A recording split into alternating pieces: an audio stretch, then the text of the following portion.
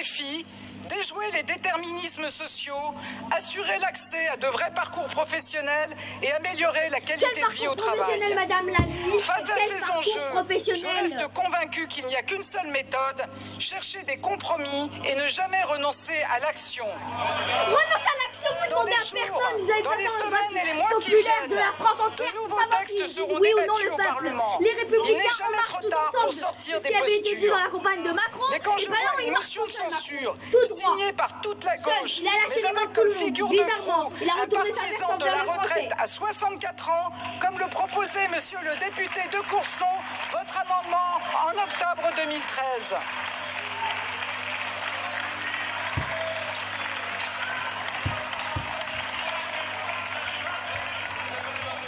Un tenant historique de l'austérité budgétaire, un opposant notoire au mariage pour tous et qui n'a pas voté l'inscription de l'abolition de la peine de mort dans la Constitution. De l'abolition de la peine de mort, mais cette fois qu'elle a été fait soigner, je vous laisse regarder un peu.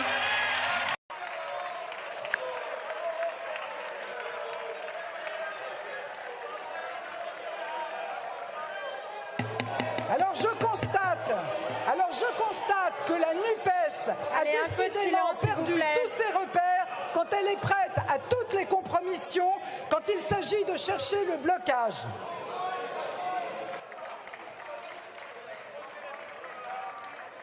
Plutôt que de construire des alliances baroques, pensons à l'intérêt de notre pays.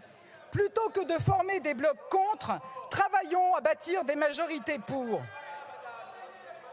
Mesdames et messieurs les députés, dans les jours, les semaines et les mois qui viennent, pour répondre aux interrogations des Français, nous devrons aussi ouvrir une nouvelle page de notre démocratie sociale. Je suis convaincu que le dialogue social doit être la norme, qu'il doit précéder chaque projet.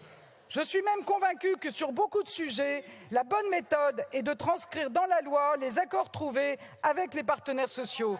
C'est d'ailleurs avec la majorité ce que nous vous proposerons de faire prochainement sur le partage de la valeur.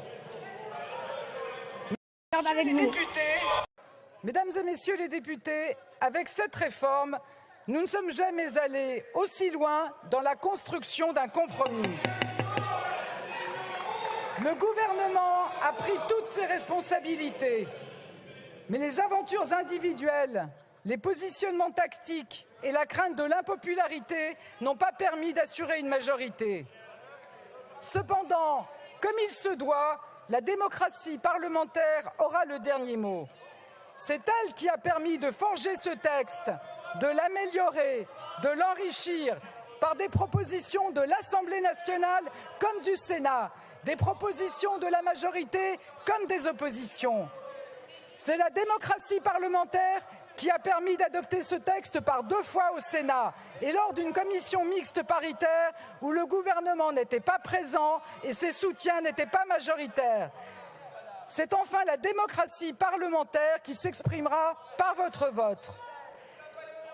L'article 49.3 de notre Constitution qui permet au gouvernement d'engager sa responsabilité et au Parlement de la censurer a une histoire précise.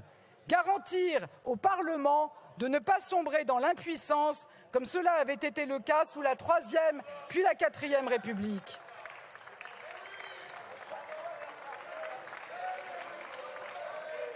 Ceux qui déguisent le 49.3 en un outil antidémocratique ont la mémoire courte.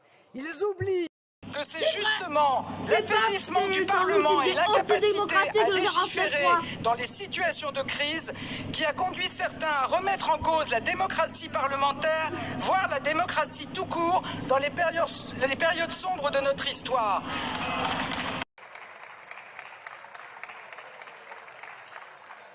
Le 49.3 n'est pas l'invention d'un dictateur, mais le choix profondément démocrate qu'a fait le général de Gaulle et qu'a approuvé le peuple français. Mais c'est pas la génération des 2000.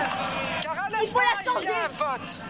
Nous sommes au terme du cheminement démocratique et politique de cette réforme Si vous voulez renverser le gouvernement qui la porte, vous en avez désormais la possibilité. Je vous remercie.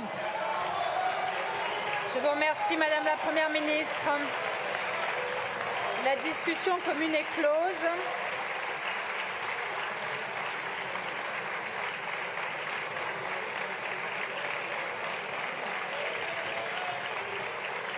Je vais maintenant mettre aux voix la motion de censure déposée par M. Bertrand Pancher et 90 membres de l'Assemblée.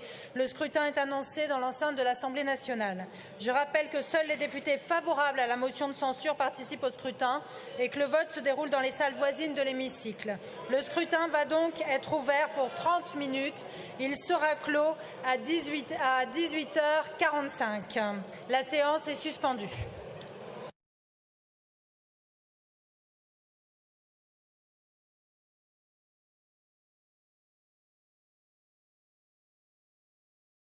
Voilà les amis, ça va finir comme ça. Je pense que voilà.